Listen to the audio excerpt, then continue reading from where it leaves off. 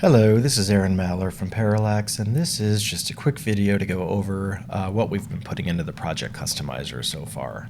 To start, it only has 3 commands so far, and these are based on client-specific requirements. There is loading specific shared parameters that clients require either for title blocks or project information. Then there's swapping all the title blocks that are already in the file to those clients' versions.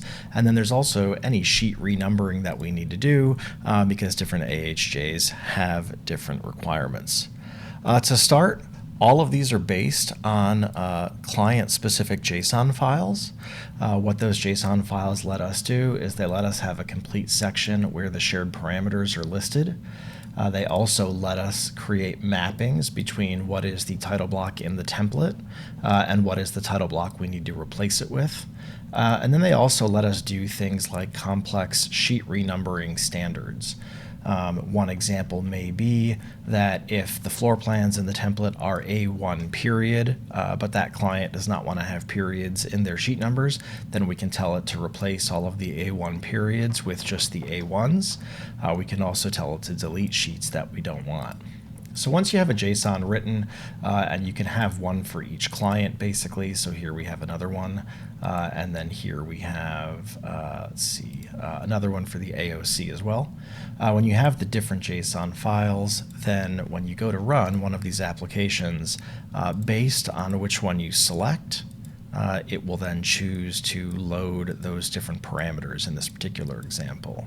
So if we say load the parameters for SCA, that will then load them in.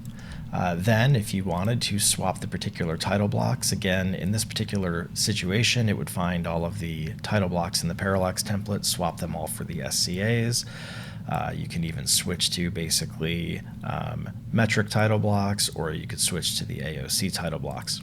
And then there's the one that will actually go through and renumber the sheets. And so you'll see here A1 periods would become A1.